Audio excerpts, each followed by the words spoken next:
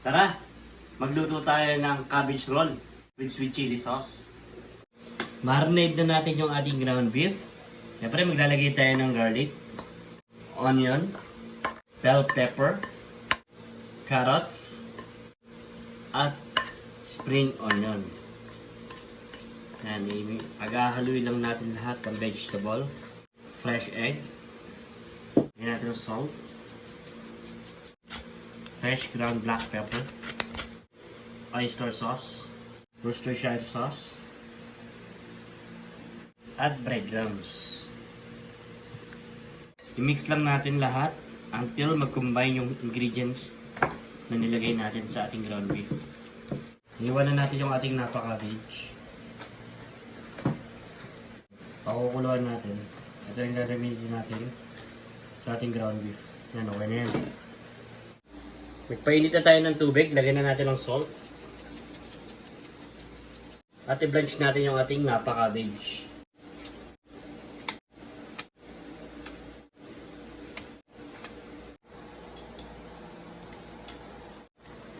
Yan, pwede na yung ating napa-cabbage. Na-blanch na natin.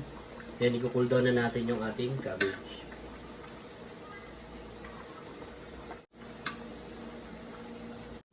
Yan. Tapos, i-roll lang po natin ng maayos. Okay.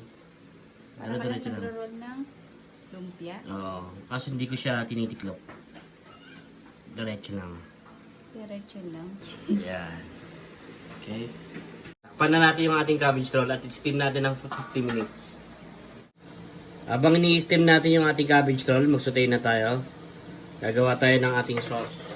Lagyan na natin yung onion at garlic. Lagyan na natin yung ating siling green at siling pula. Lagyan na natin yung ating sweet chili sauce. Lagyan tayo ng oyster sauce, hot sauce, sugar. Then haluin lang po natin ng maayos. After natin ma-steam yung ating cabbage roll, ilagay na natin sa ating sauce.